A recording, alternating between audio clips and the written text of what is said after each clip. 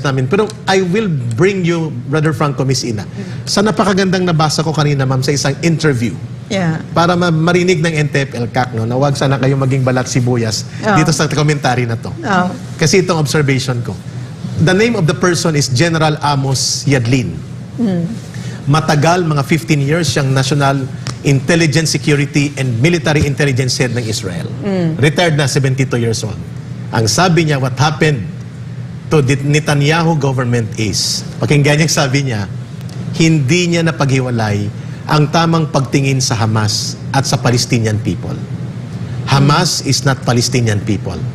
Hamas is a terrorist organization that the only purpose and aim of its existence is to destroy the state of Israel and the people of Israel, which is not the ultimate objective of the Palestinian people on the other hand. At ang akala ni Netanyahu daw, at na mga leaders of security ng current government ng Israel, ang Hamas ay kumalma na, Brother Franco. Nag-iba na sila. Former IDF ang nagsabi niya. Former secret military intelligence head of the entire Israel for 15 years. Wow. Okay. At siya ang lumaban sa iba't ibang labanan na malalaki. Ang nangyaring mga labanan sa Hezbollah, labanan sa Hamas, labanan sa mga rescue operations nung kabataan niya. Decorated military officer ito si Amos Yadlin, General Amos Yadlin. Ang sabi niya, a Hamas was purposely created to destroy Israel.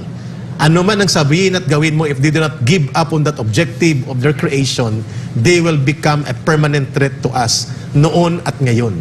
Yun po ang gusto kong tumbukin sa CPP, NPA, NDF. The CPP, NPA, NDF, bagamat sila'y gumagapang na, naghihingalo, ang kanilang 20% ng buhay ay nasa urban operations. The entire organization was created to destroy the Philippine government, to overthrow our government, destroy our people. Very dedicated for that. Doon ko hinuhugot ang aking posisyon, Brother Franco, na ito daw ang major, massive intelligence failure of Israeli government and its leader to underestimate Hamas and to believe that Hamas is now mellowing down in the war against Hamas has now become just a war by giving aid. At hindi na daw yan threat sa kanila. Yun ang unang pagkakamali. Yun ang ayaw kung sanang pagtingnan ng NTF-ELCAC ngayon na dahil mahina na ang NPA, ang threat natin ay China na. No. I don't buy that kind of position. That China may be bullying us, but it's a proxy bullying.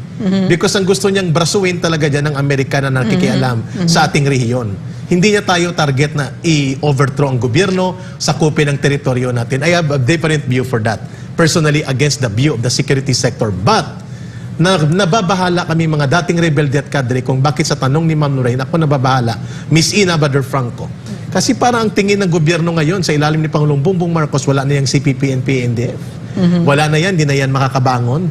Pwede na natin silang alu-aluin at arugain at pabalikin.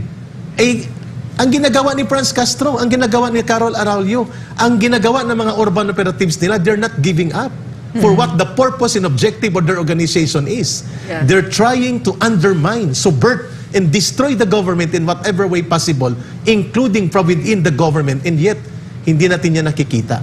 Yun ang nangyari kay Benjamin Netanyahu at sa kanyang gobyerno. Kaya sumambulat ang biglaang pagsabog ng Hamas incursion and massacre na nagulat na lang siya na kaya palang gumawa ng Hamas ito.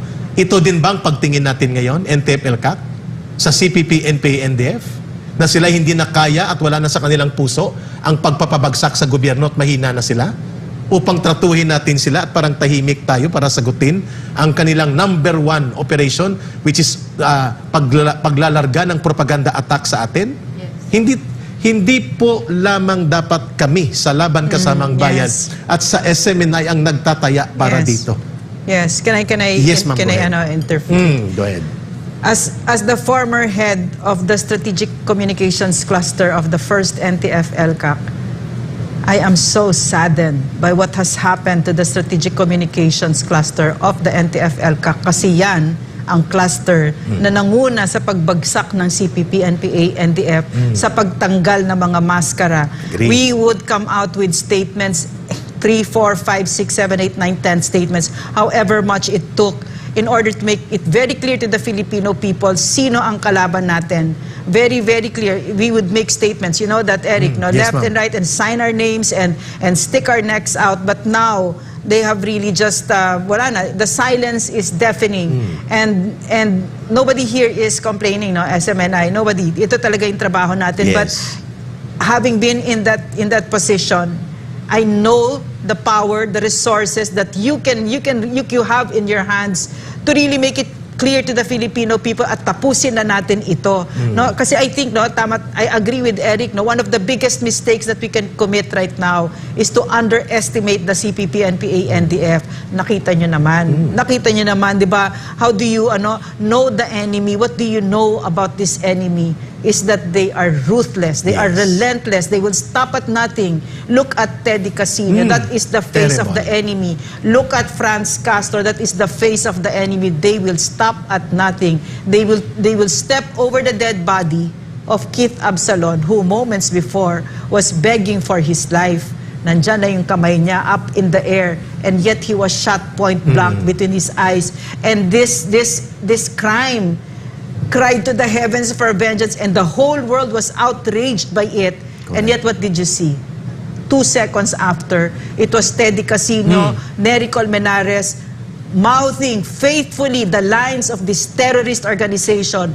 Peace talks daw. At saka daw, buti pa ang NPA nag-a-apologize, ang Yes. sundalo hindi. So nakita nyo ba kung gaano ka focused itong mga kalaban natin, at nakikita nyo ba na talagang may saltik sa utak itong mga kalaban natin. So ang kung ako ito, kung sa bagay lahat naman kami dito ganito, tatapusin ko ito ngayon. At tatapusin ko ito ngayon, pero mahirap yon pag hindi namin kasama ang gobyerno. Dapat nagsasalita ang gobyerno. Dapat binibigyan ninyo ng suporta ang Vice President pag siya ay nagsasalita laban kay Correct. Franz Castro. Bakit tahimik ang NTF-ELCAC Stratcom? Even kay Pangulong Duterte, who Yes. was the trailblazer president, never did we hear the NTF-ELCAC Support, no? supporting and condemning these operations of the CPP to harass the former Ano president. yun? Parang what's happening now at Statcom? I don't understand. Are you just sitting on your butts and really just twiddling your thumbs? Of course, I know that there are operations, like there are webinars, there are so many things that are happening that I'm not privy to, no, that I know that I'm not privy to them. At least I know that I am aware, and I don't need to know it, no? But you are reneging on your role.